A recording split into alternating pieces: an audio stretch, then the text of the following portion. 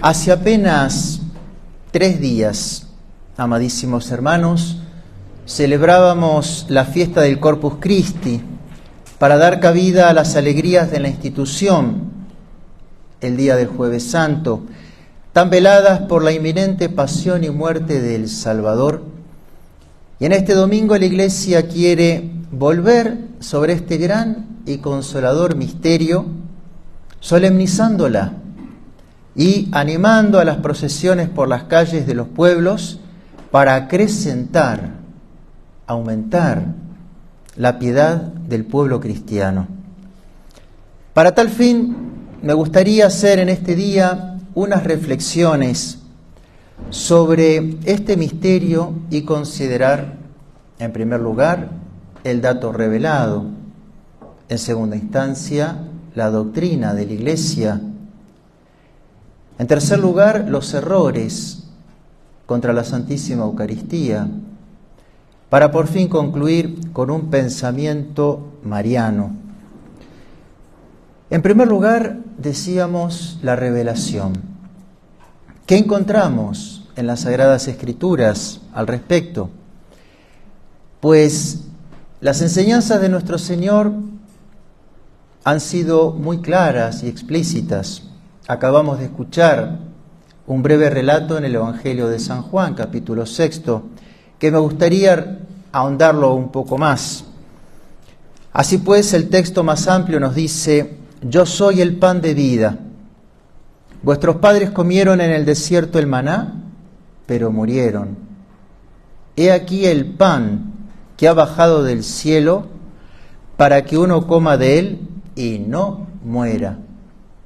Yo soy el pan vivo que ha bajado del cielo. Si uno come de este pan, eternamente vivirá. Y por lo tanto, el pan que yo daré es mi carne para la vida del mundo. Entonces, los judíos empezaron a discutir entre ellos y a decir: ¿cómo puede éste darnos a comer su carne? Díjoles pues Jesús: en verdad os digo, si no coméis la carne del Hijo del Hombre y bebéis su sangre, pues no tendréis vida en vosotros. El que come mi carne y bebe mi sangre tiene la vida eterna, y yo le resucitaré en el último día. Porque mi carne es verdaderamente comida y mi sangre verdaderamente bebida.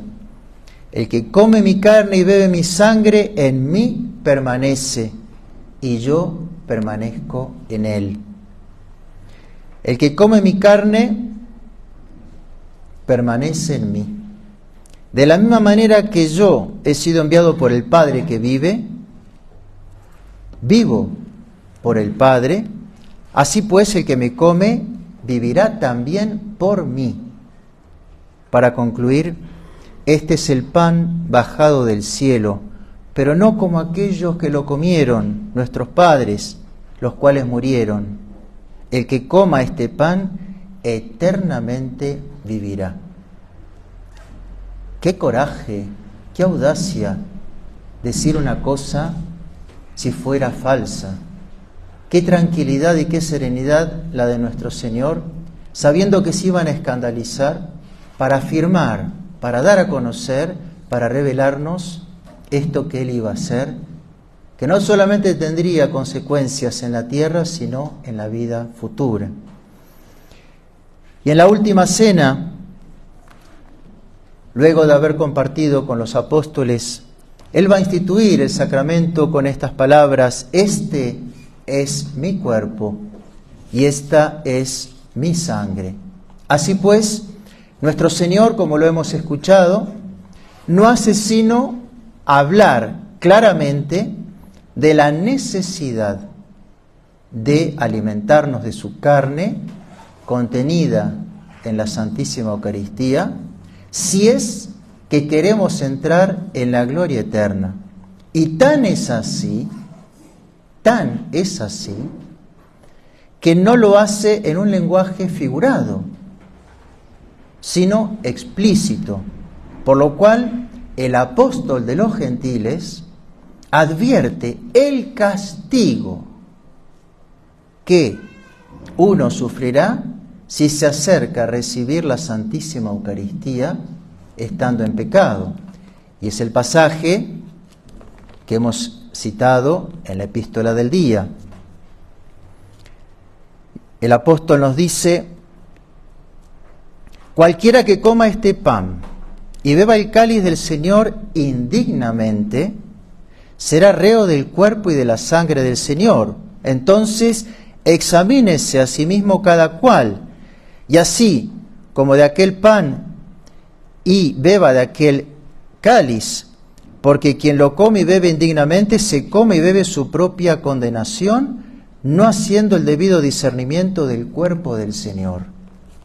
No es una figura a la cual todo el mundo puede acercarse. No, pide un discernimiento en el alma, el estado de gracia. Con el dato revelado, en segundo lugar, la Santa Madre Iglesia, siguiendo las enseñanzas divinas recibidas de los apóstoles, nos inculca que la Eucaristía es un sacramento en el cual, por la admirable conversión de toda la sustancia del pan en el cuerpo de Jesucristo y de toda la sustancia del vino en su sangre, preciosísima, se contiene verdadera, real y sustancialmente, verdadera, real y sustancialmente, el cuerpo, la sangre, el alma y la divinidad del mismo Jesucristo, Señor nuestro, bajo las especies del pan y del vino, a fin de que sea nuestra manutención espiritual. De ahí que en la Eucaristía esté el mismo Jesucristo que está en el cielo como el que nació del seno purísimo de María Santísima. Dicha conversión admirable, nos sigue enseñando la Iglesia, que el sacerdote realiza en la Santa Misa, tiene lugar al pronunciar las palabras de qué cosa, sino de la consagración, proferidas por nuestro Señor mismo en la última cena. A su vez, esta milagrosa conversión, la Iglesia la ha definido con un término propio, llamado la transubstanciación.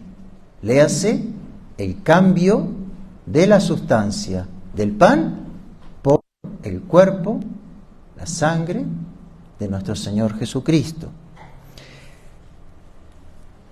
Permaneciendo, sin embargo, en las especies del pan y del vino, sin su sustancia, por la virtud del Dios omnipotente.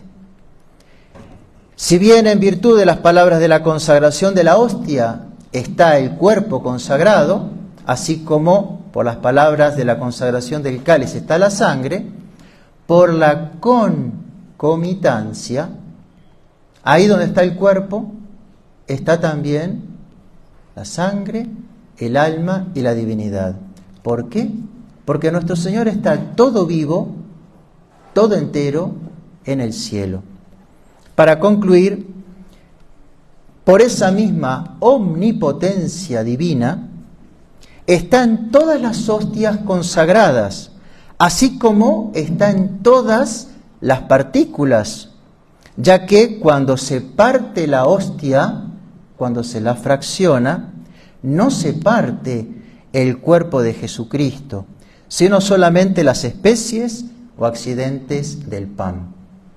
Toda esta hermosísima secuencia que se ha cantado en la Santa Misa, el Laudación, no hace sino ir Santo Tomás de Aquino desglosando y explicando teológicamente esta realidad.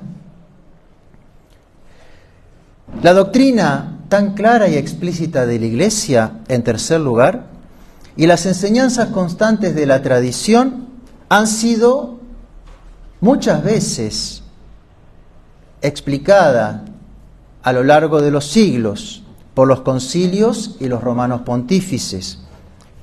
Y así pues los documentos del magisterio fueron motivados, algunas veces por deseos de aclarar algún punto, y otras veces los documentos pontificios fueron para condenar una doctrina por los errores que contenía.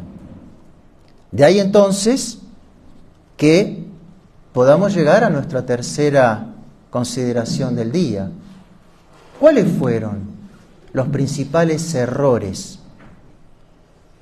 que sufrió, con la que fue atacada la Santísima Eucaristía?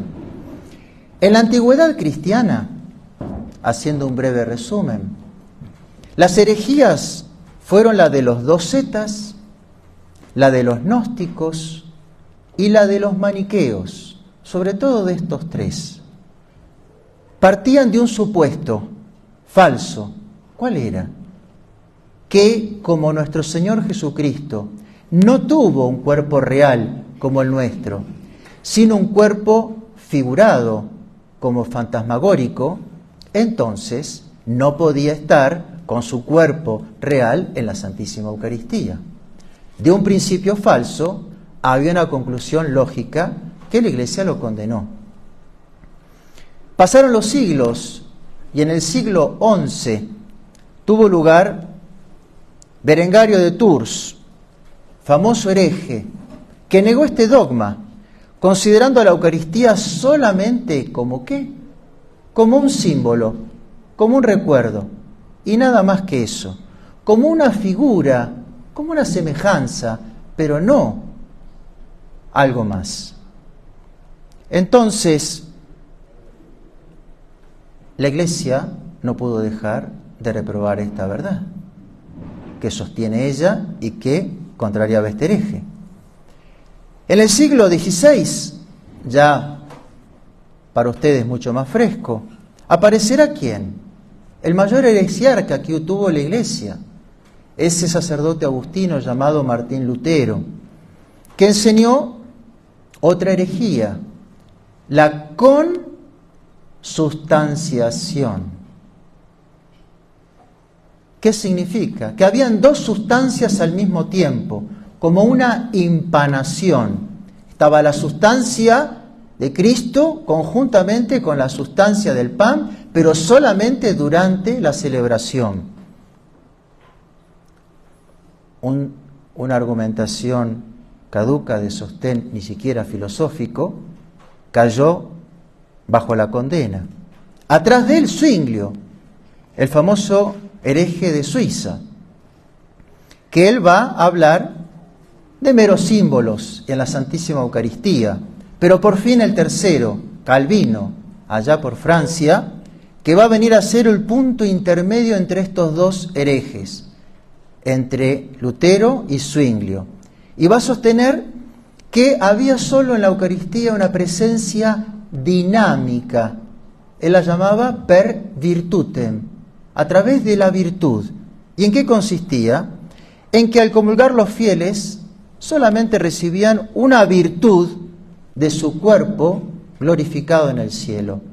Nada más que eso, una participación de una virtud. Pasaron los siglos y llegamos a la modernidad, llegamos a la actualidad.